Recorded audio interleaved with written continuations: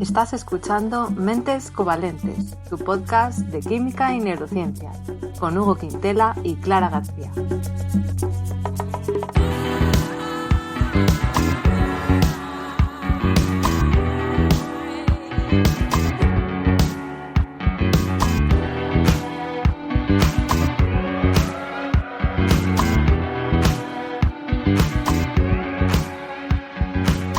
Bienvenidos al episodio 18. Hoy tenemos a un invitado muy especial, a Enoc Martínez, que es ambientólogo, técnico de consultoría ambiental, pero es que además Enoc es uno de los fundadores y el director de Podcastidae, que es precisamente la red de podcast a la que pertenecemos. Y bueno, antes de dar paso a Enoc, voy a saludar a Hugo. Hugo, ¿qué tal? ¿Listo? Hola, un poco nervioso porque está aquí nuestro jefe, ¿sabes? Bueno, Enoc, bienvenido, ¿qué tal? Muy buenas, muchas gracias por invitarme, encantado. No nos vas a reñir si hacemos nada más. Este es vuestro territorio, yo aquí no entro. Perfecto. Bueno, Enoc, además de ser el director de esta red de podcast, también eres podcaster, por supuesto, no nos olvidemos de eso. Tienes el podcast de Actualidad y Empleo Ambiental, ¿verdad? Junto a Juan María Arenas. Eso es. Y luego tienes tu podcast en solitario, El Charco. Efectivamente. Así que te quería preguntar un poco de dónde nace estas ganas de divulgar sobre este tema y si tú crees que hay mucha desinformación sobre temas ambientales o por qué te has lanzado a esta aventura. A ver, para mí yo soy ambientólogo y ambientólogo es la carrera de medio ambiente que no se mete en nada pero sabe de todo, ¿vale? Entonces es un poco coja en cuanto a especializarse, a no ser que uno por su propia iniciativa se especialice en algo concreto. Entonces nosotros somos muy de saber de todo y de tocar muchas cosas, ¿no?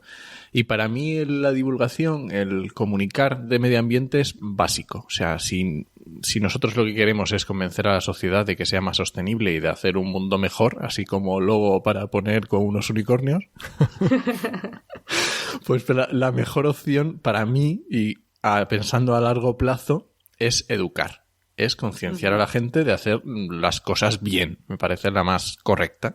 Entonces, pues, oye, tengo la herramienta de los podcasts que me gustan un montón, pues adelante con ello. Qué bien, estupendo. Pero también hay veces en tus podcasts que da la sensación de que realmente te diriges un poco a gente que le interesa este tema. Que se considera incluso ecologista, ¿no? Que no es que tú hables solamente para gente que piense que esto no es importante. Entonces no sé si es porque hay un problema de que se confunde ecología con ecologismo, el activismo con la ciencia, o ¿cómo lo ves tú? Sí, a ver, decía que tengo efectivamente dos podcasts. Tenemos el de Actualidad y Empleo Ambiental que hacemos con Juan y que traemos a especialistas, pero lo hacemos desde un punto de vista más social y lo abarcamos desde un punto de vista más amplio, sin profundizar tanto como para público general, explicando el tema que sea, pero como para más que le llegue a cualquiera lo pueda escuchar y no tenga ningún problema para entender de qué estamos hablando. Y sin embargo, El Charco es un podcast que hago para personas que saben de medio ambiente, ¿vale? No tienes por qué, o sea, también puedes escucharlo si no tienes ni idea, porque intento tampoco ser demasiado, aunque a veces se me escapan palabras y esas cosas, pero intento, o sea, mi idea es temas que en el ámbito del medio ambiente, de todas las personas que nos dedicamos a esto, que venimos cada uno de nuestra padre y de nuestra madre, porque en el medio ambiente no es como los arquitectos. Que o eres arquitecto o no haces edificios. No. En el medio ambiente venimos gente de todos los lados, con todas las titulaciones, de 1000 sitios diferentes. Entonces, claro, a veces es complicado o se crean ciertos bulos o ciertas ideas preconcebidas que no son del todo correctas. Y entonces a mí me gusta entrar con el dedo en la llaga y ir a esas cosas que a lo mejor las personas no se están dando cuenta, lo hacen con toda la buena intención, pero no son ciertas, ¿vale? Y muchas veces se hacen más mal que bien. Como por ejemplo, perdón, Enoc, ¿nos puedes dar algún ejemplo de una cosa que creamos todos que es así? Uf, pero si entramos ahí no salimos, ¿eh? No, mira, hay alguno muy... Y seguro que lo habéis escuchado. Seguro que habéis escuchado esto o habéis visto una imagen en Instagram o por ahí en Facebook de cuando vayas comiéndote una manzana y vayas en el coche, tira las semillas o al melocotón o esto, tira las semillas al campo para que llenemos el mundo de manzanas, de arbolitos. Claro. No, por favor. No, nunca, ni se os ocurra. Claro. Hay que tener en cuenta que aquí lo que estamos haciendo, si nos dedicamos a eso, que tampoco va a pasar nada, o sea, no se va a acabar el mundo, pero mejor no, ¿vale? Lo único que estamos haciendo es dispersando semillas en ambientes que a lo mejor no están preparados para esos árboles. Y a lo mejor que caiga en un sitio adecuado, que salga, y por lo que sea, ese frutal atraiga unas enfermedades concretas, unas plagas concretas y afecte a la población nativa de ese lugar. O que lo que nosotros hemos tirado traiga una enfermedad, traiga lo que sea, y realmente estamos metiendo unas especies diferentes en un ecosistema que no está preparado para ellos, o sí, o no lo sabemos, pero nos la estamos jugando. Entonces es algo así, es algo muy bonito que tú dices, ¡ay, qué bonito! Pues vamos a sembrar el mundo de arbolitos. de arbolitos, pero a lo mejor no es la mejor idea. Claro. Sí, en vuestros podcasts yo aprendo un montón. Yo no estoy especializada en medio ambiente, pero sí que habláis de cosas que a priori a lo mejor pueden parecer buenas o malas y luego no es tan simple, como el caso de lo que contabais, ¿no? De plantar árboles, pues no siempre en cualquier sitio es una buena opción, o el tema de las cotorras, que hubo muchísimo escándalo por ello, que se iban a matar cotorras, no sé si era en Madrid o dónde, pero... Sí, en Madrid en este caso, pero eran más sitios también. ¿Y qué había que hacer? ¿Había que matarlas o no matarlas? Matarlas. A ver, o sea, si fuera yo y fuera yo el que tomara la decisión, sí, las mataría. Pero claro, esto no es un tema tan sencillo. O sea, quiero decir, cuando tomas, normalmente las actuaciones que se realizan en medio ambiente no son solo se hacen por el medio ambiente, tienen unas implicaciones sociales y tienes unas implicaciones económicas. Entonces, normalmente cuando se toman acciones en el medio ambiente hay que ser muy cuidadoso y digamos, valorar esas tres opciones, ambiental, económica y social, porque a lo mejor hay actuaciones que para el medio ambiente a lo mejor son reguleras, pero en el punto de vista económico y social son aceptables y son positivas. Pues a lo mejor hay que tomar unas medidas preventivas para que no sean tan letales para el medio ambiente y seguir adelante. Bueno, digamos que hay que ser un poco pragmático y no ser muy radical. Por lo menos esa es mi visión, ¿vale? De cómo se gestiona el medio ambiente. Un ejemplo, por ejemplo, es los bosques de España. Siempre estamos diciendo en España hay que reforestar y qué tal. Pues había un informe que salía de la FAO Forestry que decía los bosques de España han crecido 156.000 hectáreas al año en los últimos 30 años. 156.000 hectáreas cada año. De esas, un 86% se corresponde a regeneración natural y el resto a plantaciones. Eso está diciendo que está aumentando el bosque en España. También hay que ver mucho cómo ese bosque, qué significa. Esas áreas forestales, ¿de qué estamos hablando? Pero bueno, eso se puede entrar en la web de la FAO Forestry y ver el informe. Que está aumentando, cosa que a lo mejor si le preguntas a cualquiera por la calle te va a decir que no estamos perdiendo bosque. Sí, y la otra es que el 86% responde a regeneración natural. Que claro, nosotros... Pero vamos a ver, ¿eso está más o menos bien distribuido en toda España o se centra en algunas zonas de España? No, claro, estos son datos globales. Habrá zonas donde esté reduciendo y habrá zonas donde esté aumentando. ¿Vale? Entonces el avance de la desertificación que se oye siempre en España, ¿eso de qué estamos hablando? Eso da para un podcast entero. Claro, es que son temas muy complicados. Son temas muy complicados, sí. Que a lo mejor la gente tiene la idea de que estamos perdiendo en todos lados bosque y tampoco es eso. Es eso. Que pero yo bueno, creo que está muy bien... esto es Europa solo, ¿no? Europa solo claro, no, pero claro, Europa muy sí, en concreto, sí. porque no hay menos industria y menos agricultura. Aquí estoy hablando concretamente de España, pero luego obviamente en el informe hay datos por continente y efectivamente hay continentes que lo llevan crudo, ¿vale? Claro, y zonas que lo llevan muy mal. Aquí recuperamos a lo mejor porque en otros sitios están plantando palma a mansalva y entonces por eso aquí hace falta menos aceite de otra cosa y entonces por eso, ¿no? A lo mejor. Efectivamente. Pero bueno, te quiero decir que las soluciones en medio ambiente nunca son cuando vayas andando por el bosque vete tirando semillas. A lo mejor no es tan fácil. Son más complejas, eso desde luego, y viene bien matizar estas cosas. Otra cosa que tengo curiosidad es que al principio de cada episodio de tu podcast del charco dices: soy ambientólogo ecólogo y profesional del medio ambiente porque trabajo y me he formado para ello. ¿Esto lo dices porque hay intrusismo o esta coletilla ahí de porque me he formado y trabajo? ¿Por qué lo dices? A ver, precisamente porque como en el medio ambiente venimos de 50.000 sitios,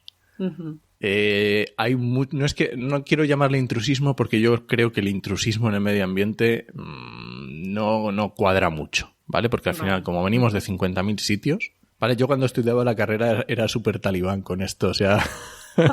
en plan, sí. Los ambientólogos son los únicos que tienen que decidir tal, pero bueno, una vez que luego sales al mundo exterior te das cuenta de que no.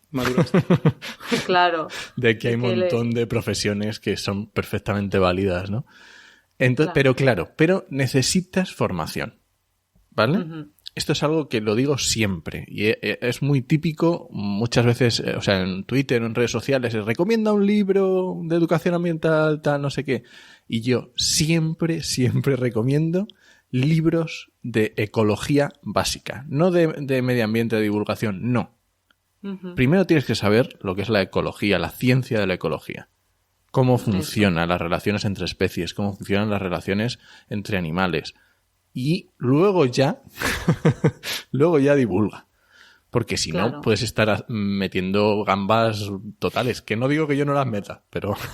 Hombre, todos podemos meter la pata, por supuesto, pero es eso, como tener un poco los pilares básicos. Por eso te preguntaba antes lo de la diferencia entre ecología y ecologismo, ¿no? Sí, porque al final, entiendo yo, no lo sé, que la ecología es el estudio... no sé, de los sistemas naturales, ecosistemas, de las etcétera. Relaciones entre especies, efectivamente. Exacto, pero desde un punto de vista pues científico y tal. En cambio, el ecologismo ya es ese activismo para preservar esos sistemas, entiendo, ¿no? Efectivamente. Yo, de hecho, en mi descripción de Twitter tengo puesto entre paréntesis, te he puesto algo como licenciado en Ciencias Ambientales, entre paréntesis, no ecologista. Exacto. Que me lo suelen recriminar mucho. Pero es más para picar un poco, no es porque no sea, no es porque no tenga Twitter. No es porque no tenga un pensamiento ecologista. Ecologista es el activismo, ¿vale? Claro. Y en el activismo quiero decir, a ver cómo lo explico esto sin meterme demasiado en un jardín. Sin meterte más charcos. Efectivamente, vamos a ver. Esto es como una religión. Tú tienes unas convicciones morales, ¿vale? Uh-huh. Por las que tú actúas en tu vida diaria, ¿vale? Uh-huh. Yo, pues, puedo pensar que no quiero hacer daño a los demás porque tengo una convicción moral de que conseguiría un mundo mejor, ¿vale? No hagas a los demás lo que no quieres que te hagan a ti. Bueno, pues eso es una convicción moral que se puede incluir dentro de una religión, o llámalo como quieras, ¿vale? Pues el ecologismo también puede ser así. Y hay muchos ecologistas que tienen esa convicción moral, pero no tienen el conocimiento detrás de esas acciones que llevan a cabo. Que que cada uno, perfecto, y yo no me meto, cada uno sabrá con lo que quiera hacer, no tengo ningún problema. Pero para mí, mi ecologismo va detrás del conocimiento, ¿vale? Claro. Y esa es por eso es la historia que yo siempre me estoy metiendo con el ecologismo, porque oye, el ecologismo está muy bien, pero hay veces que meten unas gambas bastante importantes. Claro, digamos que el ecologismo está muy bien si va respaldado de la ecología como estudio, ¿no? Como área de conocimiento, entiendo. Eso es. Que no es que tú estés en contra del ecologismo, no. Por supuesto que no.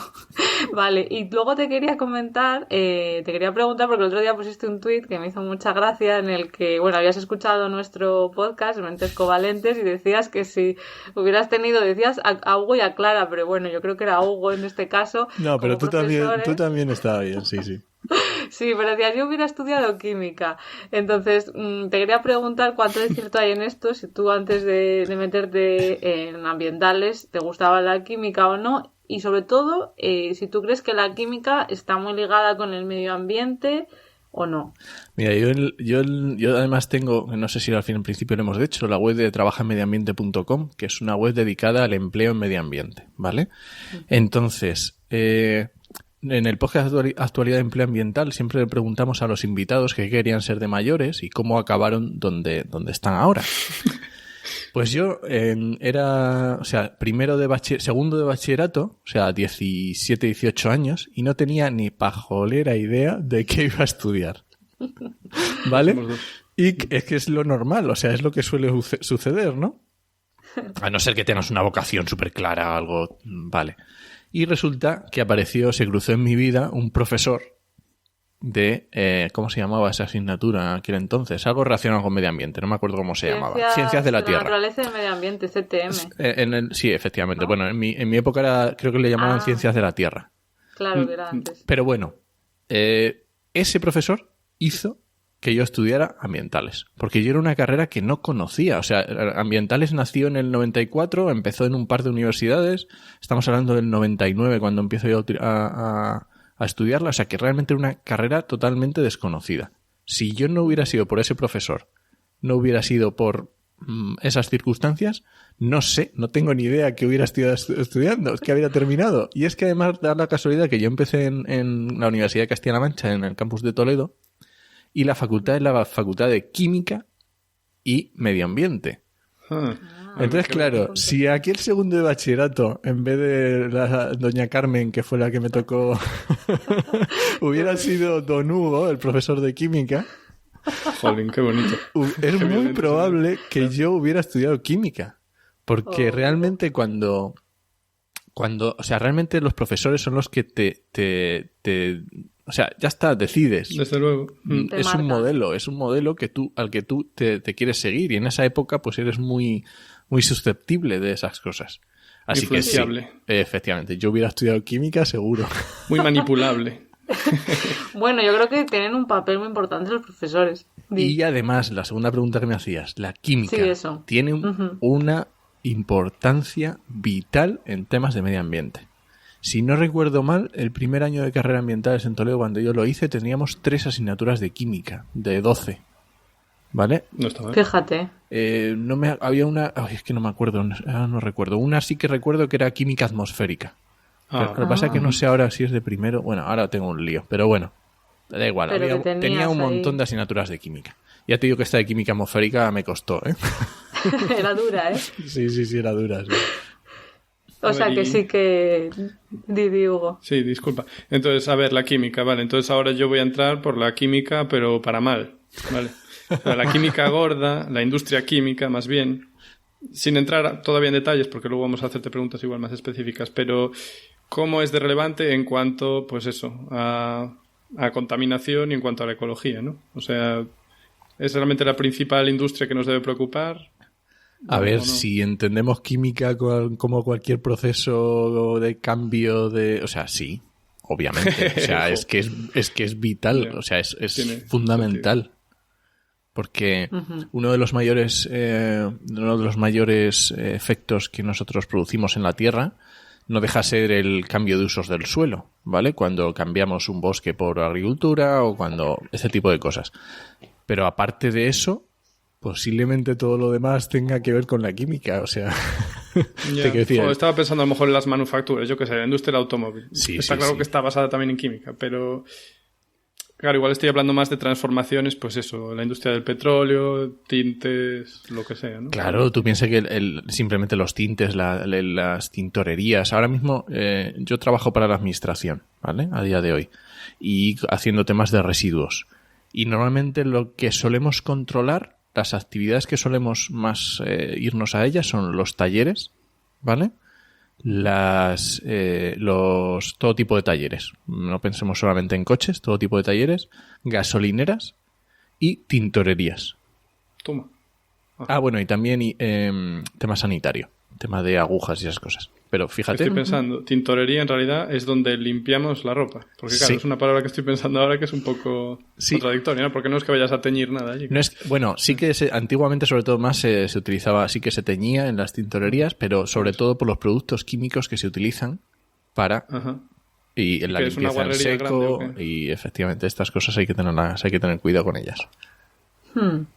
El lado oscuro de la química, que siempre la estamos defendiendo diciendo la química está en todo. En la pero tenemos muchísimos procesos industriales desde, yo qué sé, nos decías hablando el otro día, las cementeras, toda la industria del petróleo, que no solo es la extracción, es brutal, hasta fibras textiles, o sea, es brutal. Toda la industria de la moda asociada a fibras digamos, no naturales no en cuanto a sin que no tengan un procesado, es brutal.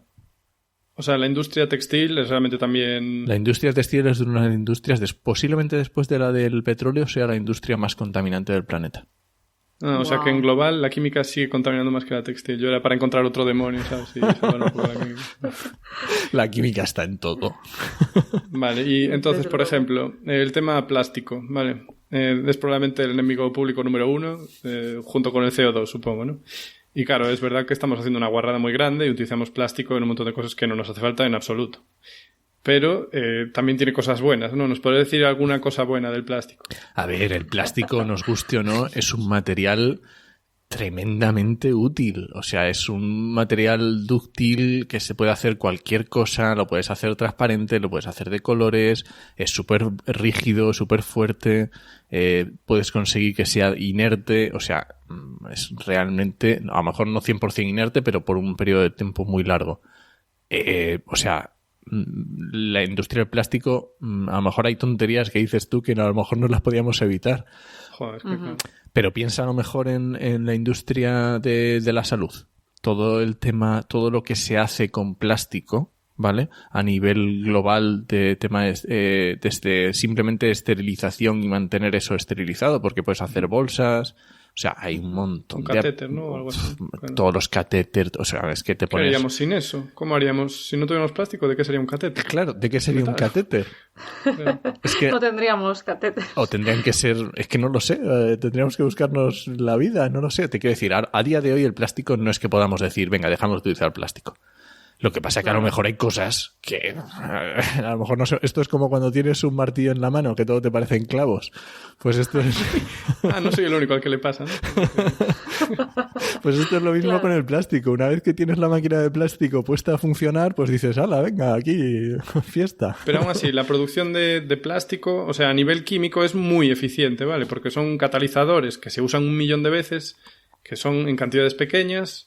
Y claro, y hay muy pocos subproductos. O sea que en realidad, en cuanto a eficiencia, pues está genial. Sí, pero bueno, yo estoy muy de acuerdo en que hay que limitar, pero muchísimo, el uso del plástico. Sí, el problema es que estamos utilizando el plástico para cosas que a lo mejor no deberíamos. Y sobre todo, lo que estamos haciendo es desechar el plástico sin conocimiento. Que eso sí que es un desastre. O sea, dura 500 años. Quería preguntar, sí. Usamos 3 minutos. Terrible. Claro, ese es el problema, ¿no? Que a lo mejor hay veces que no tiene sentido usarlo para unos segundos, ¿no? Que a lo mejor tendríamos que replantearnos eso. Y yo te quería preguntar, que es un tema que has tratado tú varias veces, el tema de, del reciclaje, ¿no? Y de qué hacemos con los residuos, con los envases. Y también da la sensación a veces por las campañas que se hacen que toda la responsabilidad recae en el consumidor, ¿no? Que yo creo que por supuesto tenemos que separar y echar cada residuo al contenedor que le corresponde, pero también hay que tener en cuenta algo que tú y más divulgadores habéis denunciado, que no todo lo que tiramos a ese contenedor amarillo, al menos en España, no sé, en otros países, se va a reciclar. Entonces, bueno, cuéntanos un poco sobre esto y cuál es la solución, si realmente habría que considerar seriamente dejar de usar el plástico para algunas cosas y habría que empezar a usar otro tipo de materiales o qué. El tema de la gestión del residuo del plástico es complicado, ¿vale? Porque implica una serie de normativas, estoy hablando ahora mismo de España, que tampoco son fáciles de cambiar y ha creado una serie de industrias y una serie de, vamos a decir, un negocio que es complicado, ¿vale? En cuanto a su gestión, en cuanto a cómo se está haciendo, en cuanto a la regulación que lleva asociada. Todo el tema de los residuos lleva una industria asociada que a lo mejor es simplemente porque es nueva y no está, y tenemos que ir descubriendo cómo atajar los atajos que la industria va cogiendo, redundante, ¿no? Uh-huh. Pero realmente existen muchos problemas en la industria del residuo, ¿vale? Empezando porque la primera R de las famosas 3 Rs de los residuos es reducir. O sea, eso los tiene que dar siempre. O sea, eso es lo primero, ya está. No hay que darle más vueltas, reducir. Lo último que se hace, porque no se está reduciendo nada, ¿no? O sea. Hombre, si le preguntas a las empresas, pues no reducen, la verdad. A ellos lo que les interesa es vender. Pero bueno, a nosotros como consumidores lo tendríamos que tener clarísimo. Y lo primero, reducir. Ya está.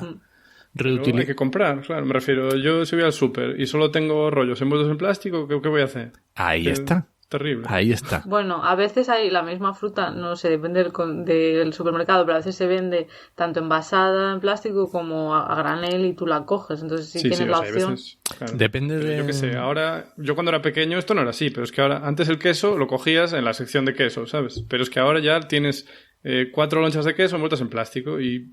O sea, es práctico, sí, pero, oye, no nos morimos si tenemos que coger el numerito y esperar, ¿sabes? Si se podía antes, ¿por qué no ahora? Efectivamente, esto es la pescadilla que se muerde la cola. O sea, teníamos en la mano el martillo del plástico, nos hemos puesto a poner plástico por todos los sitios. ¿Qué más puedo plastificar? No podría plastificar. Nos ha gustado a todos, les hemos cogido el gustillo y ya no hay quien nos pare. A ver, cada persona tiene que ser responsable y esto está claro, ¿vale? Pero esto es como algo de cada uno. Es como decía la convicción moral de cada uno de que tiene que hacer las cosas lo mejor posible. Pues ya está, esto es así. Pero no va más allá, ¿vale? Quiero decir, no hay implicaciones legales, no hay una normativa. Realmente, en los plásticos, en la gestión del plástico, la normativa recae en el productor. ¿Vale? La responsabilidad, lo que se llama responsabilidad ampliada del productor, quiere decir que todo envase que tú pones en el mercado te tienes que responsabilizar de él. Así es la normativa, claro. ¿Vale?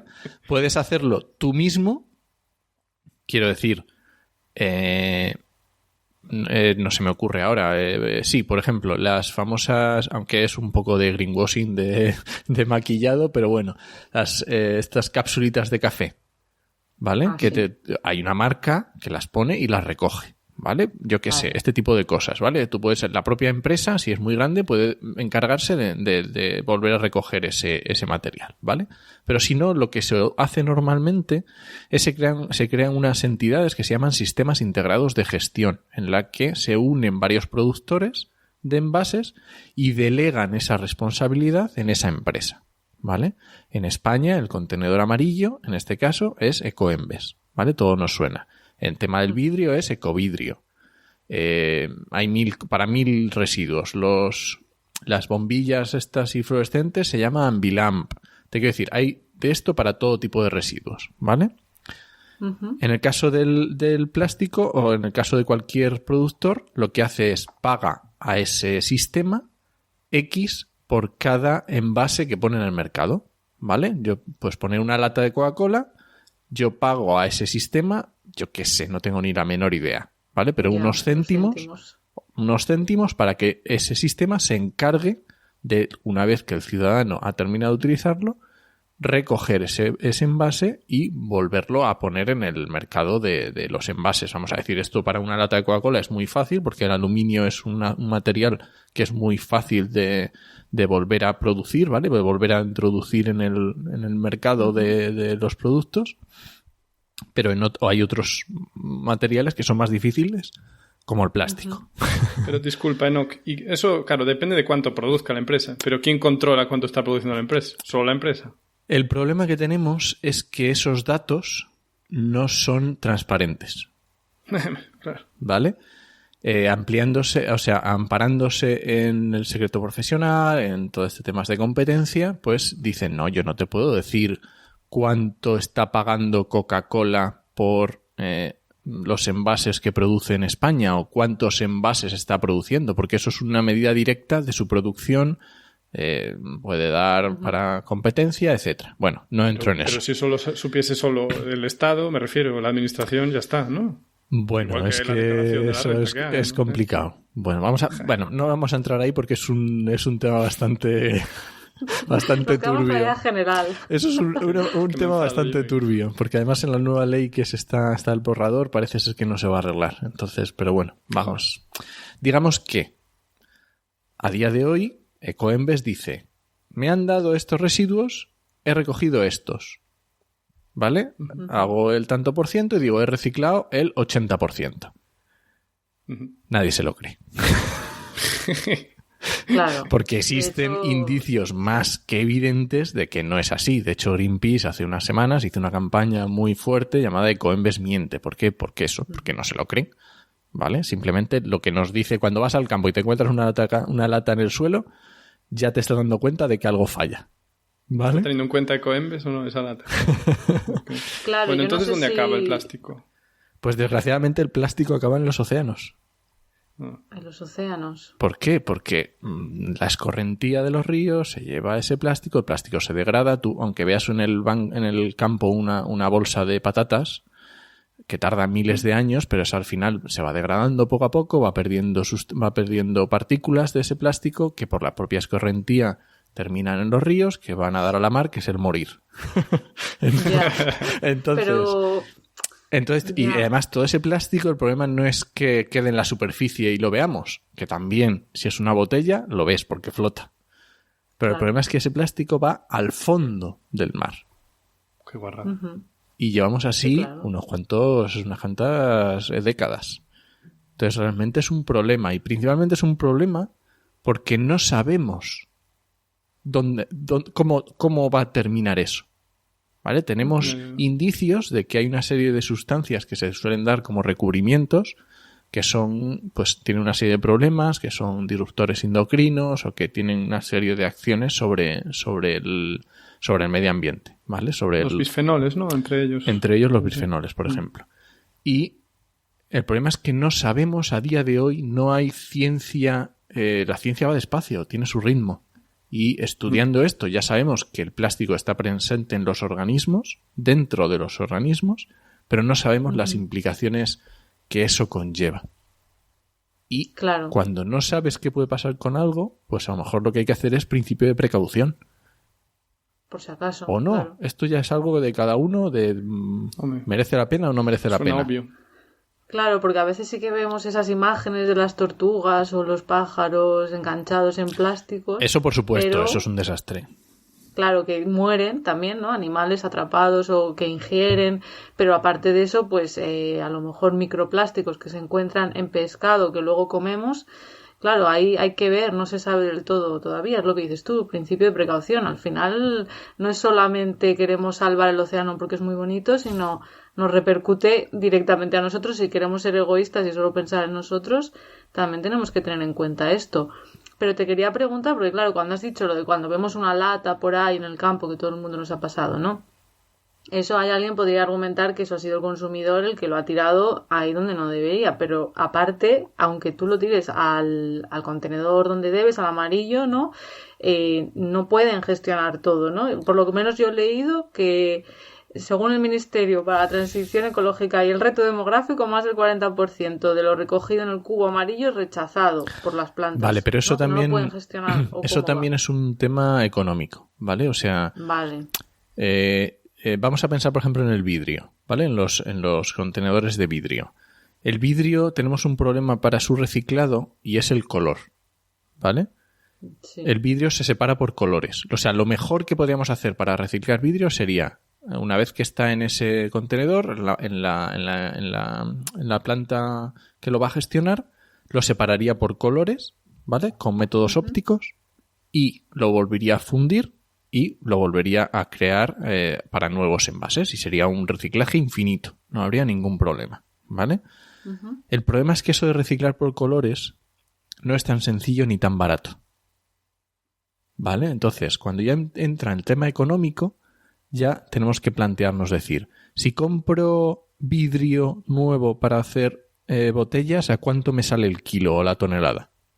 Y si compro vidrio reciclado, ¿a cuánto me sale la tonelada? Ahí tenemos un problema simplemente de costes y que a lo mejor no es tan sencillo ni tan barato separar por colores. Entonces, digamos que hay una serie de condicionantes económicos puramente del propio sistema, ¿vale? Entonces, por eso no es tan sencillo. Perdón, ¿el color se hace a propósito o es solo por la materia prima? Supongo que el ámbar, o sea, el vidrio ámbar se hace pues para conservar lo que hay adentro, pero lo que es así un poco verdoso y eso es para algo también. Sí, pero eso ya es marketing, dile tú a Coca-Cola pues si hola, pues se prohíbe, es que lo siento, ¿no? O sea, estamos creando un problema de la nada. Ay, es que mi botella como es verde es más guay y sin embargo para reciclarlo lo está imposibilitando todo, ¿no? Es que qué rabia. Ya, y bueno, y con los envases, por lo que he leído de plástico también, los envases de PET de colores también es más difícil, ¿no? Efectivamente, también es también es muy complicado. Actualmente no sé la veracidad del dato de quién procede. Yo lo recuerdo del blog de Alberto Vizcaíno, productor de sostenibilidad, que citaba que de las botellas llegan a ser botellas otra vez un 2% del... Es que imagínate.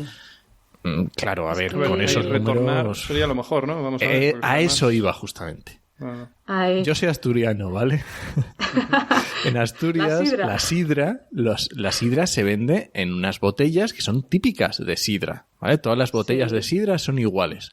Todas las botellas de todas las marcas de sidra son iguales. Claro. Mismo color, misma forma, exactamente igual, ¿vale?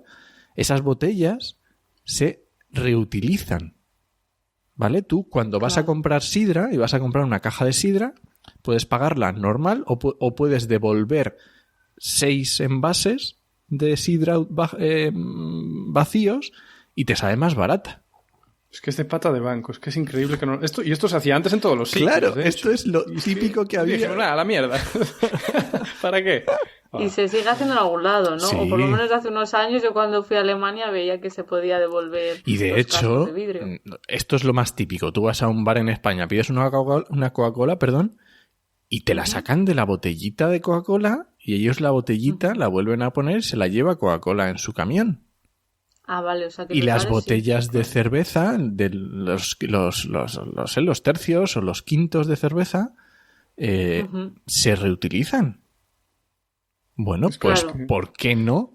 Lleva una logística, el problema es la logística y el precio de esa logística, pero bueno, pues oye, a lo mejor hay que poner una regulación y ya está, lo que decía Hugo, pues ya está, pues se pone una regulación, se obliga y punto, y ya está, y en vez de si tenemos que pagar 20 céntimos más por un envase, o sea, por un producto, pues lo pagamos y ya está. Es que tampoco, no sé. Sí, no, parece como evidente. Lo que pasa que supongo que es que conlleva unos cambios muy grandes que no son tan fáciles de implementar y bueno, pues pero digo todo... que la generación de nuestros padres, o sea, la gente que ahora tiene 60 y pico, es que era todo así, o sea, o casi todo, por lo menos. O en España, me refiero, depende del Pero país. se usaba también más el vidrio que el plástico, claro, ¿no? La botella de leche... Con un montón de cosas. Pero pensad en cosas que a lo mejor ahora mismo no nos damos cuenta, pero yo, o sea, mi abuela tiene la bolsa de tela de ir a comprar la fruta. Y los garbanzos. Y la bolsa de tela de ir a comprar el pan. Sí, sí. Y yo tengo la bolsa de tela de... Mi madre me dio un par de bolsas de tela y yo tengo un par de bolsas de telas con el que voy al supermercado y meto el pan en mi bolsa de tela. Claro. Sí. Pero eso solo como... O sea, está empezando a hacer en algunos sitios, por lo menos yo lo he visto en alguna... Por lo menos en Barcelona, que hay bastantes tiendas a granel y tú vas ahí y puedes llevar tu propio envase y te dejan, ¿no? Pero, claro, esto es en algunos sitios. Hay supermercados que ya lo están permitiendo, que te lleves tu propio tupper, por ejemplo, cuando decías antes, para la charcutería, para la carne, para el pescado, pero bueno, eso no en todos sitios es así. Está bien. Hombre, pues entonces hay señales de que algo está mejorando. Y también juega a nuestro favor que se está poniendo muy de moda todo esto, el parecer o el ser eco, ¿no? Entonces a lo mejor... Pues sí, pues a lo mejor desde esa moda que puedes pensar, es solo una moda, pero a lo mejor eso también impulsa que la gente tenga más conciencia, que ya sabemos que no tiene que recaer solo en el consumidor, que tendrían que ser leyes, pero a lo mejor desde los consumidores eso da una sensación a las empresas a que pueden cambiarlo y al cliente no le va a importar o le va a gustar, ¿no? Yo encantado, con estas modas encantado. Si la moda tiene sentido, no como esa de bajar el sillín de la bici. Bueno, cambiando un poco de tercio. Combustibles fósiles, ¿vale? Porque cuando uno piensa en la industria química, por ejemplo, el petróleo también es como el enemigo público número 1, ¿vale? Pero algo que no se suele decir es que el petróleo es como el cerdo, ¿vale? Se aprovecha todo. O sea, todas las fracciones del petróleo se destila y además es súper eficiente porque llevamos como 100 y pico años que sabemos, o sea, la gente sabe muy bien lo que hace, entonces apenas hay desechos. Entonces... Si comparamos esto con la industria farmacéutica, que en realidad, claro, produce mucho menos, pero es una guarrada porque hay un montón de subproductos, se utilizan disolventes. ¿Qué nos puedes decir entonces del petróleo en el mundo? O sea, ¿qué pensamos de él? A ver, el petróleo está claro que lo hemos demonizado y lo tenemos muy como enemigo público número 1, ¿vale? Pero hay que tener en cuenta de que estamos, o sea, en 2021 nosotros vamos a ponernos como Occidente más, yo qué sé cómo decirlo, más avanzado. hemos avanzado por el petróleo. Sí. O sea, así son las cosas. No hay que darle más vueltas. Tenemos el nivel de vida que tenemos porque hemos contaminado a expuertas. Esto es así de claro. ¿Vale? También es un poco de ahora no dejar a otros países que se desarrollen a su modo, pero bueno, eso es un tema también complicado. Entonces, sí, está claro, el petróleo es una maravilla, ¿vale? Tiene un poder brutal, o sea, es muy... Y pensando en lo ineficientes que son los motores de combustión, que son un desastre en cuanto a eficiencia. Aunque... Bueno, pero es lo mejor que hay. Sí, es lo mejor que hay, pero te quiero decir... estudiarlo. Es como, creo que el ciclo de diésel era como el 42% máximo. O sea, de toda la energía que tienes, el máximo que puedes coger para moverte es el 42%. No es mucho, pero... No sé, me refiero... Si lo comparas a lo mejor con energía solar, es que es 1.000.000 de veces más eficiente. Yo no pregunto, porque no tengo muy claro. No, a ver, la eficacia de los motores eléctricos es mucho, mucho mayor. Pero claro... Mucho mayor. La forma de conseguir esa energía todavía no hemos conseguido ese nivel de eficiencia, ¿vale? Ahora mismo en las placas solares comerciales no sé por dónde estarán, a lo mejor están por el 20 y pico % de ¿Ya están por el 20 y pico? Sí, yo creo que las comerciales que igual están llegando por el 20 y pico, aunque es posible que en laboratorio lo último que me suena es de llegar al 30 y pico, 40. Lo que pasa es que, claro, desde que esa tecnología se ve en un laboratorio hasta que se implanta pasan muchísimos años, ¿eh? Pero sí, efectivamente, el petróleo... a ver, es que es buenísimo. Le hemos sacado un rendimiento brutal. Está clarísimo, ¿vale? Es que hablamos en un capítulo, ¿no? De que comparábamos los azúcares y tal. Y claro, decías, es que la energía que hay contenida en un vaso de gasolina es maravilloso. Y si lo piensas, coges un coche que pesa 2 toneladas y le pones 50 litros de gasolina y hace 600 kilómetros. Moviendo 2 toneladas, es que es maravilloso. Pero, claro, obviamente el CO2 pues es un problema muy grande. El problema es eso, que tenemos una combustión ineficiente que saca muchos sus productos al ambiente y son productos nocivos que nos matan. Así. Pero, entonces, ¿qué vamos a hacer con el petróleo? Pero más allá de eso, que es finito. O sea, que esto también. no va a estar toda la vida saliendo petróleo, a ver, ¿no? Sí. Cuando yo recuerdo antes allá por los 90, estaba parecía ahí como los del peak oil, ¿no? Como que es el petróleo se iba a acabar y el mundo que conocemos iba a ir a la mierda y iba a ser un desastre todo. A ver, apocalipsis, ¿no? A día de hoy sí, se sabe, ¿no? Que el petróleo va a llevar un momento que se acabe, pero realmente yo creo, por lo que yo entiendo, que vamos a llegar antes a tecnologías más baratas, o sea, el petróleo se va a dejar de utilizar porque vamos a tener otras opciones más baratas, más eficientes, menos contaminantes, etcétera. ¿Cuáles, Enoch? ¿Cuáles? Pues por ejemplo, la energía eléctrica, ¿vale? Que también aquí influye un tema que no tenemos que dejar a un lado, que es los impuestos. Los impuestos, aunque nos parezca que es solo una labor recaudatoria del Estado para fastidiarnos, no. Por supuesto que no. Además de tener una visión, digamos, porque hay que recaudar para los servicios públicos que queremos dar a la población, también tiene un valor para, digamos, en medio ambiente hay una cosa que llamamos externalidades. Las externalidades son aquello que en tu proceso no has contado con ello. Por ejemplo, industria del petróleo para crear gasolina para los coches, ¿vale? El que está en la industria dice, oye, pues yo saco de aquí el petróleo, me cuesta tanto, estos señores les tengo que pagar, hago aquí la gasolina y la vendo a tanto, ¿vale? Y yo, y cuando la vendo, digo, pues mira, me ha dejado esto, me he embolsado no sé cuántos millones. Genial, pues perfecto, pero tú no estás teniendo en cuenta los contaminantes que estás soltando a la atmósfera que van a afectar a la gente y esa gente va a tener que ir a los hospitales, que alguien tiene que pagar esos hospitales. Entonces hay una externalidad a tu negocio que tú no estás metiendo en tus cuentas. Tú solamente estás diciendo, saco petróleo que me cuesta tanto, lo transformo y vendo gasolina que me dan tanto. He sacado no sé cuántos millones. Pero hay una externalidad que estás produciendo al sistema que alguien tiene que pagar.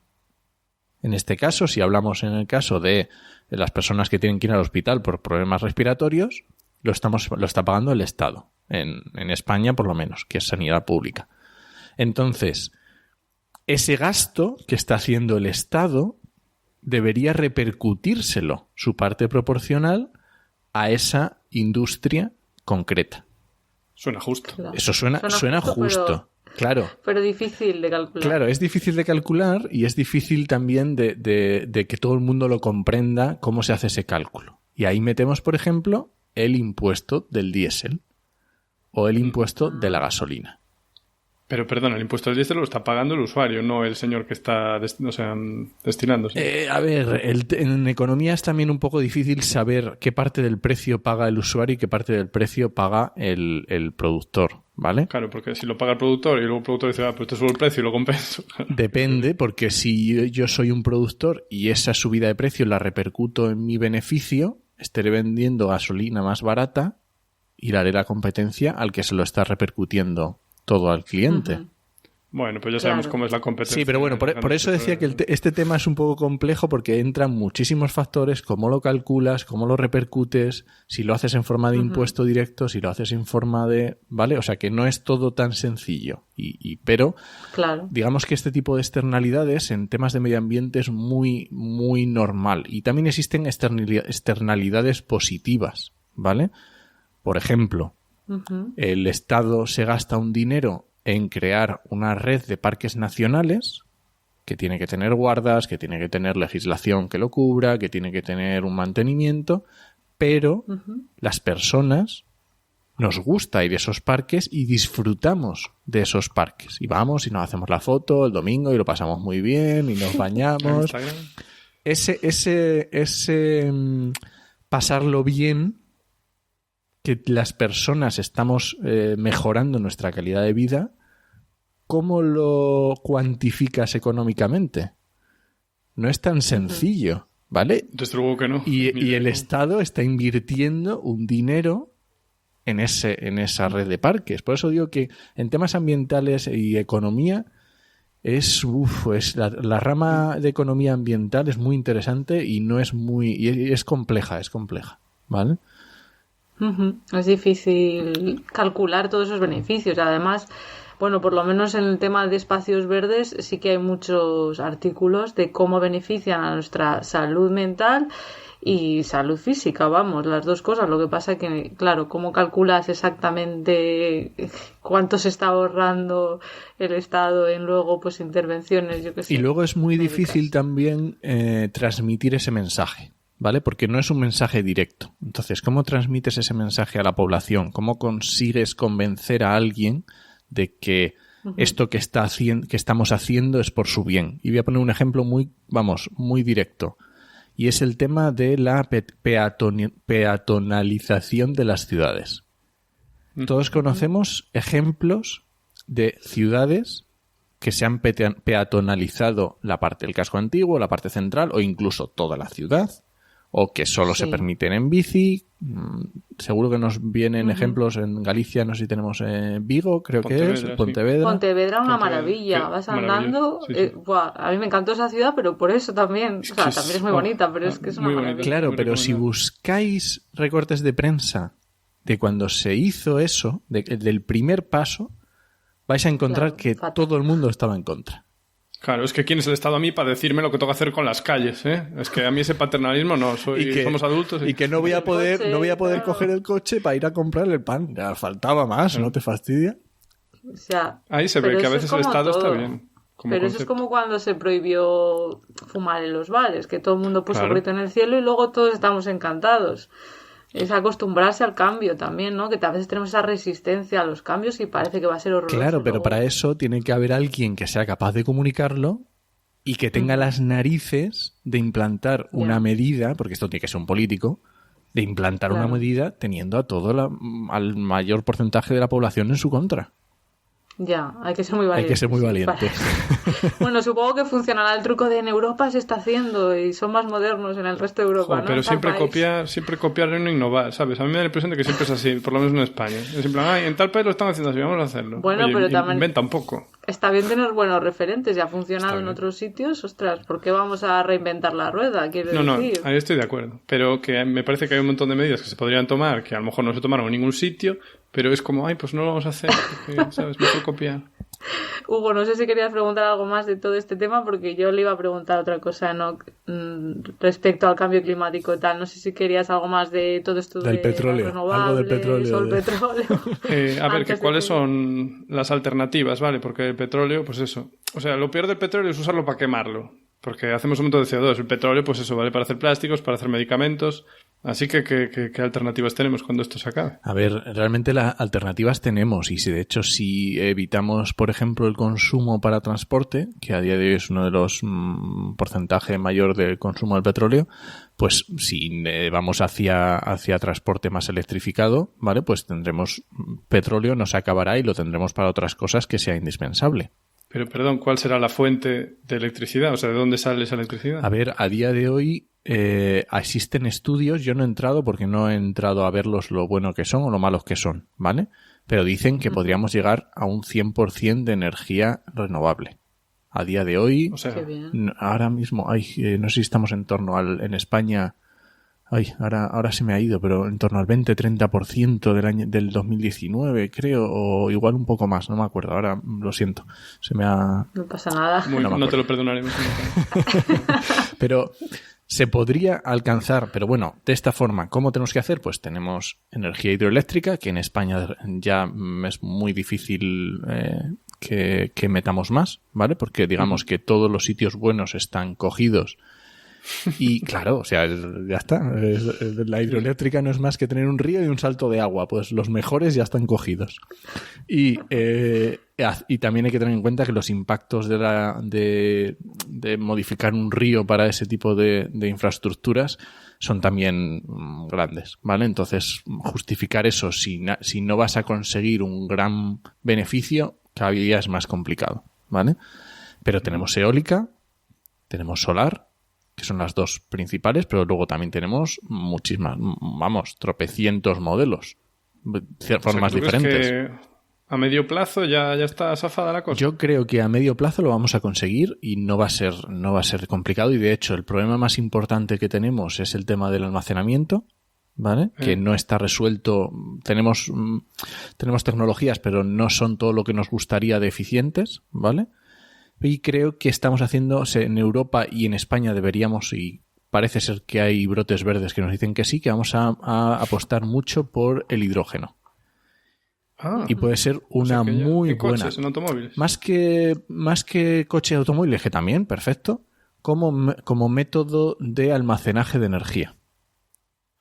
Para quien no esté familiarizado, porque yo creo que te estoy entendiendo con lo de almacenar, ¿puedes explicar a qué te refieres? Sí, bueno, mejor nos lo explica igual Hugo, que si entro en temas químicos... Bueno, claro, muy por encima.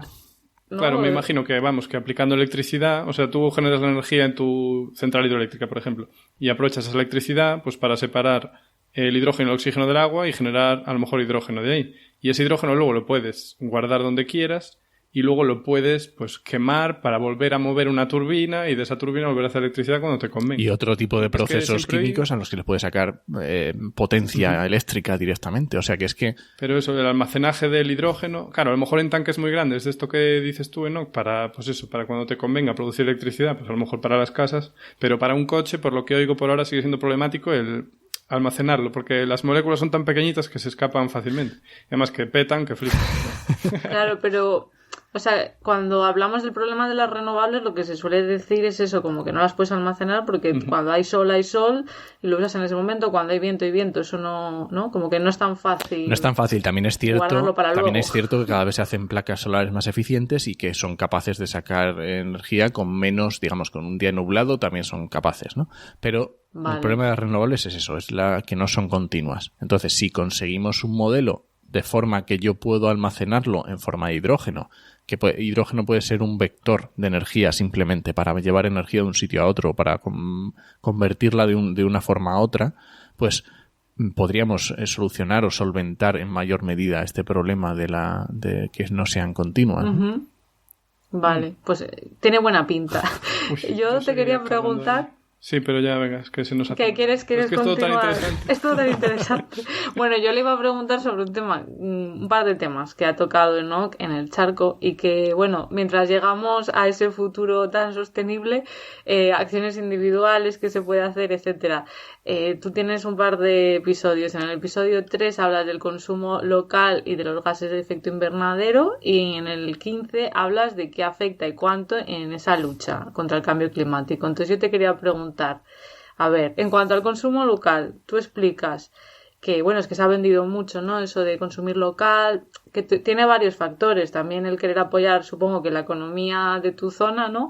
Pero centrándonos en el medio ambiente, que es tu tema, tú explicas que no es lo más importante desde ese punto de vista ambiental, ¿no? Que al final computa poquito de todo en cuanto a las emisiones de gases de efecto invernadero, ¿no? ¿Es así? A ver, si tú haces una media global de todos los productos de todo el ámbito alimentario, computa muy poco, ¿vale?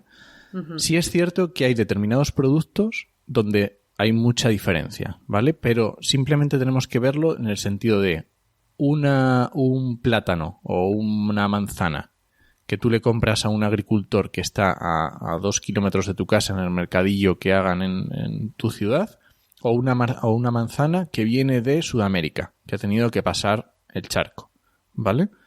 Obviamente, siempre va a ser mejor comerte la manzana que está de ahí al lado, ¿vale? Claro. Pero estoy hablando de este caso concreto y es una manzana. Porque si me meto, por ejemplo, en comparar carne, el gasto digamos, la afección al cambio climático en el transporte es tan poca en relación a todo el ciclo de vida que ha llevado ese animal hasta convertirse en un filete que tú tienes en tu plato, es tan nimio que da absolutamente igual, no da absolutamente igual, pero para que me entendáis, ¿no? Sí, prácticamente. Prácticamente igual que venga de Argentina o de donde venga, ¿vale? Claro. Obviamente siempre será mejor producto de proximidad. Y simplemente por lo que decías de economía local, yo creo que merece la pena, ¿vale? Uh-huh. Pero tampoco, a veces las cosas no son tan una regla de 3. De decir, claro, 1 más 1 son 2, ya está esto. No, a veces no es tan sencillo. Hay productos que sí y hay productos que no son tan claros. Como por ejemplo la carne, pues es muy poco. Pero es que, claro, la carne, el problema es que ya el hecho de consumir carne, o sea, de todo lo que conlleva, ¿no? De criar esas vacas o lo que sea, el alimento para esas vacas, todo eso contamina tanto que ya, pues la parte de transporte al final casi es lo que menos. Yo recomiendo ir al episodio 3 del charco, que ahí tienen, ¿no?, que las notas... un enlace al estudio y se ven los gráficos muy claros. Está en inglés, pero los gráficos son buenísimos. O sea, no hace falta saber mucho inglés para darse cuenta de... No. Y de hecho yo leí, aparte de esto que me gustó mucho verlo, porque se ve, bueno, beef es, ya sabemos, ternera, ¿no? Se ve realmente pues lo que contribuye el metano de producir las vacas, etcétera, y se ve, bueno, pues que el transporte es que es eso, nimio. Pero yo había visto otro estudio de PNAS, la revista PNAS o PNAS, no sé cómo lo dirá la gente. PNAS, ¿no? Yo le hago PNAS. Es un estudio que está, bueno, lo pondré también en las notas, que dice que al final te llevar una alimentación que consista sobre todo en comida que es buena para nuestra salud también repercute positivamente al medio ambiente. O sea, cosas como los granos, ¿no? Cereales, frutas, vegetales, legumbres, todas esas cosas tienen un impacto medioambiental menor y es mejor para nuestra salud. Y digamos, cuanto menos procesado sea un alimento, siempre será mejor para nuestra salud y mejor para el medio ambiente, porque todo proceso va a conllevar más gasto energético, más gasto, etcétera, ¿no? Uh-huh. Y esto es muy interesante con este otro charco que decías, que hablaba de tema de los actos que en nuestra vida podemos cambiar o podemos conseguir para el menor impacto sobre en este caso era sobre el CO2, sobre el cambio climático, y hablando de la dieta. Uh-huh.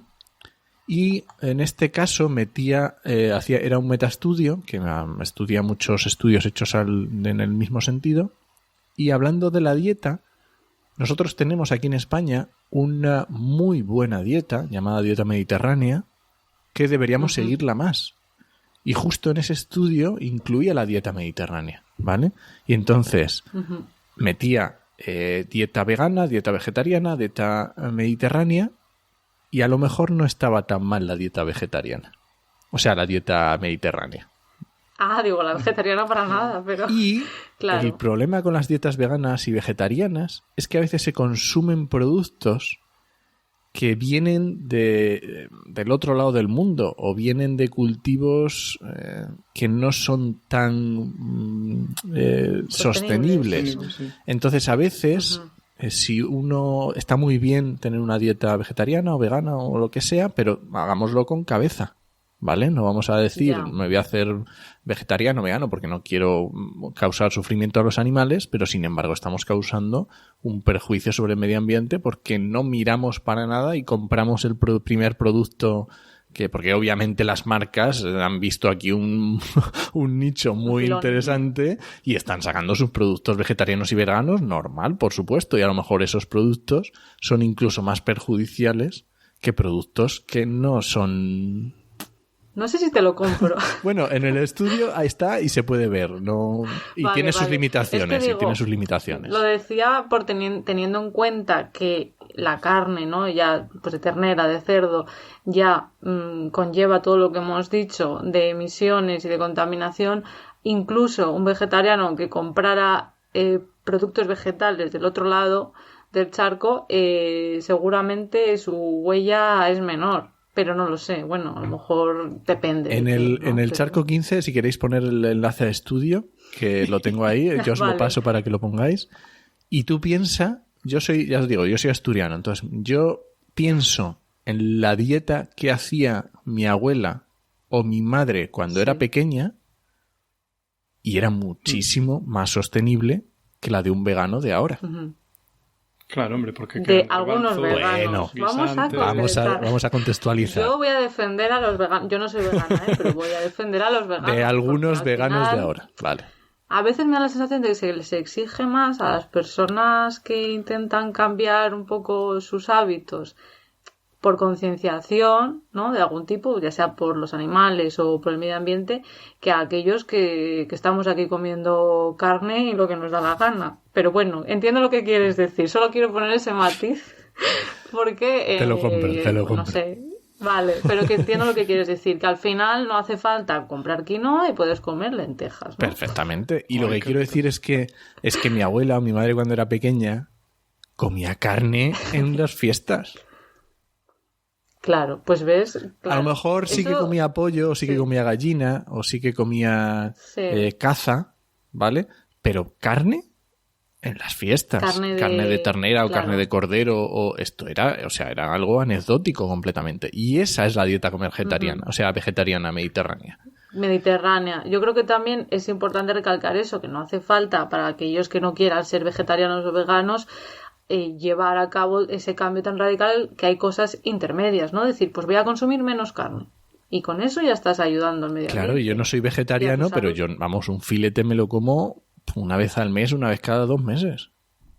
Yo hago lo mismo. En casa no compro, pero de vez en cuando, pues oye, me doy... Yo también por ahí. Momento. A eso lo llaman flexitariano. Por lo menos es el nombre que le han dado. Y también me gustó de este episodio 15 que explicabas que vale, sí, podemos cambiar nuestra dieta, pero no es lo más importante en la lucha contra el cambio climático desde el punto de vista de acciones individuales, ¿verdad? No. Y la primera, la opción más brutal, o sea, la determinante, hay mucha gente que no le va a gustar absolutamente nada. Ah, creo que ya sé cuál es. Y es... La de tener... Efectivamente. O sea, el paso más importante que más va a afectar al cambio climático es no tener hijos. Ya está. Ya. Bueno, yo creo que hay gente que no le importa. Que hoy en día pero en Europa ya estamos haciendo los deberes en ese sentido. Sí. A ver, decir esto también es un poco... Pero bueno, eso también influye mucho culturalmente y tal. Pero bueno, aparte de eso, quitamos... Aparte de eso, que eso es demasiado personal. Eso es, y ahí yo no entro. ¿Tal? Cada uno toma sus decisiones sin ningún problema. Lo siguiente es vivir sin coche. O sea, lo siguiente es vivir sin coche. Y a día de hoy yo creo que por lo menos en España, digamos, la mitad de la población española que vive en ciudades grandes podría ser perfectamente viable. Yo, de hecho, yo vivo en Ciudad Real, una ciudad que tiene 80.000 habitantes más o menos, no llega, por ahí anda, completamente plana. Yo el coche lo utilizo solamente cuando necesito cargar algo que no puedo o tengo que ir a una distancia muy, muy grande. Yo mi día a día siempre es en bicicleta o andando. Claro, vivir sin coche no significa que no tengas un coche, sino que no lo uses en tu día a día, ¿no? Porque al final te da igual, te da igual alquilarlo y vas a hacer un viaje o una mudanza al otro lado del país, pues bueno, si lo tienes y es tuyo, da igual que si lo alquilas. Pero entiendo lo que dices, de no usarlo en tu día a día, si puedes ir andando o que sea encima es bueno para tu salud, o en bicicleta, o puedes coger un tren. Bueno, ahora con el tema del coronavirus se intenta evitar, ¿no?, transporte público, pero cuando todo esto pase, si puedes coger tren o bus o otra manera, ¿no? Claro, o sea, yo voy todos los días a trabajar en bici mientras no llueva. Si llueve ya... Pero bueno, mientras no llueve, el frío me da igual, no hay ningún problema, yo voy en bici todos los días. Y el siguiente, pues los siguientes más así, son siempre relacionados con el transporte, o sea, cambiar a coche eléctrico, volar menos en avión, cambiar a transporte público, en condiciones normales estamos hablando. Que lo del avión tiene tela, perdona, ¿no? Porque hace poco decían que era como el 2% o así de las emisiones de CO2 y hace poco, según parece, es un 6%. Hay bastante controversia. De hecho, esta semana ha habido también un informe que hablaba del impacto que tiene, que digamos que es mucho mayor del que se tenía previsto, del que se estaba calculando. A mí ya me parecía poco. Yo decía, bueno, entonces tampoco hay que tener tanto cargo de conciencia si es un 2% de todo. El problema es que son emisiones, porque sabemos que CO2 no es lo único que provoca, cambio climático. De hecho, el CO2 tampoco es que sea muy malo contra el cambio climático, solo que lo utilizamos como regla de medir. Pero tenemos el CH4, el metano, tenemos otra serie de gases que son muchísimo más reactivos, que producen más cambio climático. Y el problema también es que los aviones, a la altura que están soltando todos esos contaminantes, parece ser que produce efectos mucho más grandes de lo que se tenía pensado. Vale, eso no lo sabía. Y el CO2, ahora que lo has dicho, ¿no?, que siempre hablamos de CO2, pero aunque no sea el que produce un mayor efecto invernadero, sí que es un gas que se produce mucho y por lo tanto tiene mucha importancia, ¿no? Sí, por supuesto. Porque producimos mucho comparado con otros, ¿no? Y es que el CO2 al final se produce en cualquier actividad, o sea, nosotros mismamente viviendo ya producimos CO2. Por eso lo de tener hijos. Bueno, pero tenemos las plantas, ¿no?, que luego lo utilizan. Sí, pero te quiero decir, CO2 es que en cualquier combustión se va a producir, entonces... Claro. Y luego comentabas en este episodio también el tema de cambiarse de compañía para... esto es muy buena, sí, ¿no? sí. Lo de la energía renovable, que eso me pareció muy interesante. ¿Qué hay que hacer? ¿Llamar? Vamos a ver, aquí tenemos una historia. Vamos a ver, el cambiar a energía renovable como consumidor es extremadamente sencillo, por lo menos aquí en España, ¿vale? Tenemos muchas compañías que ofrecen 100% de su energía renovable, ¿vale? Tú llamas, 5 minutos, te cambias de compañía y ya está. Ya toda tu energía proviene de renovables. Pero eso no significa que venga un señor, saque un cable desde una central hidroeléctrica o una placa solar y lo lleve directamente a tu casa, ¿vale? Yeah. No es viable. No es viable técnicamente, ¿vale? Eso significa que en España tenemos una bolsa muy grande en el que todo el que produce energía, ya sea contaminante, no contaminante, renovable, nuclear, lo que quieras, quemar carbón, quemar gas, lo mete en esa bolsa. Y en esa bolsa todos cogemos para los diferentes sitios, ¿vale? Cuantos más personas seamos que de esa bolsa solo queremos renovable, esto obligará a las empresas a que solo produzcan renovable.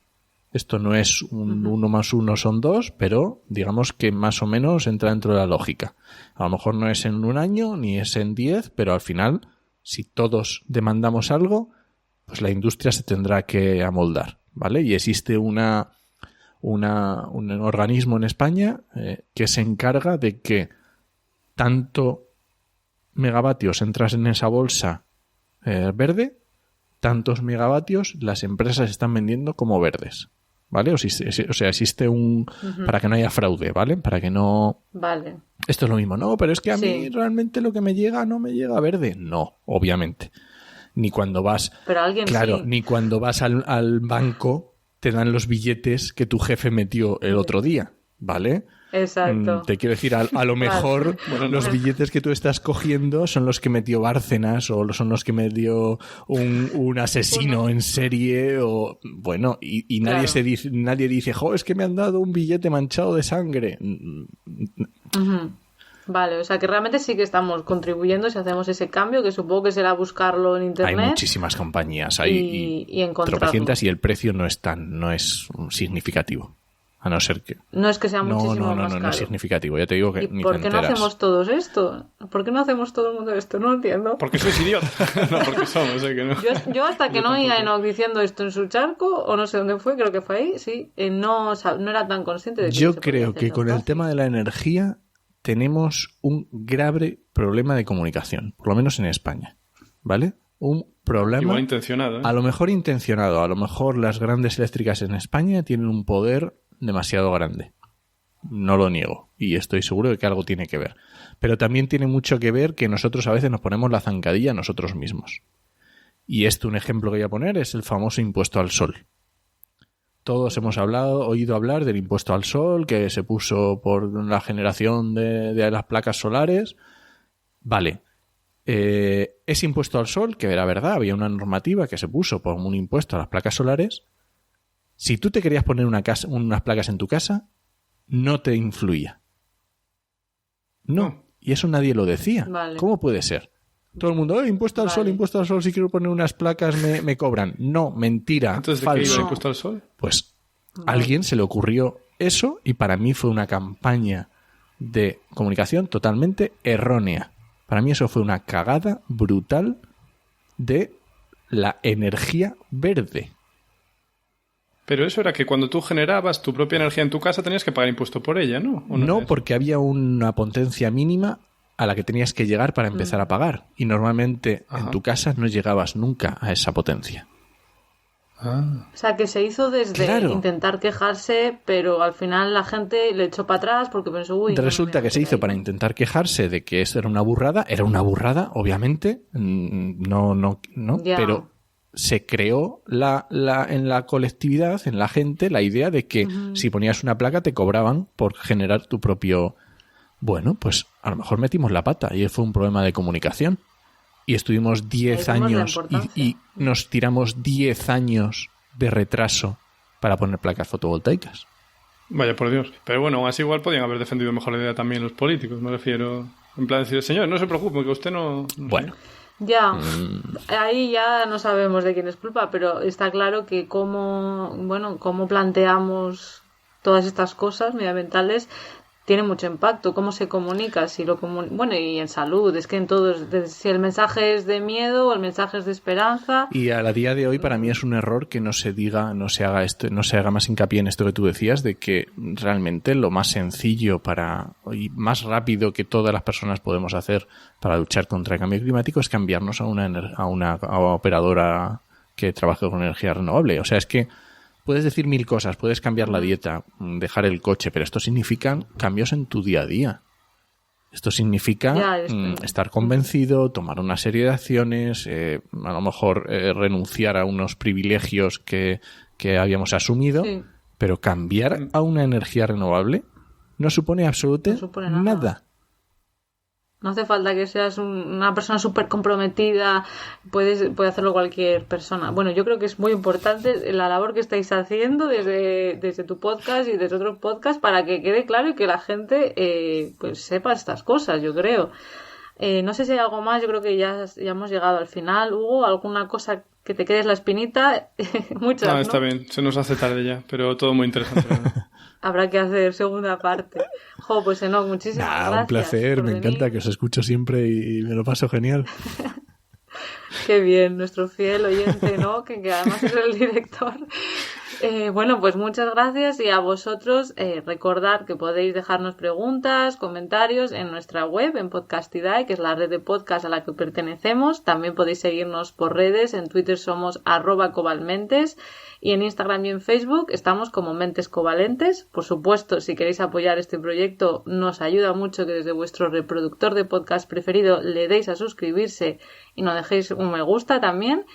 Y si nos estáis escuchando actualmente cuando vamos a publicar esto, que es ahora en diciembre de 2020, quería avisaros de que nos vamos a tomar unas pequeñas vacaciones de Navidad, ¿verdad, Hugo?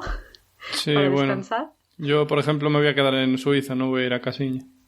Eso también es algo que quería comentar, que son unas Navidades un poco diferentes, que mucha gente no va a poder volver a casa por todo lo que está pasando, así que bueno, os enviamos mucho ánimo a los que no podáis juntaros con los vuestros y que sepáis que volvemos el jueves 14 de enero, si todo va bien. Así que nos escuchamos en enero. Hasta pronto. Venga. Nos escuchamos.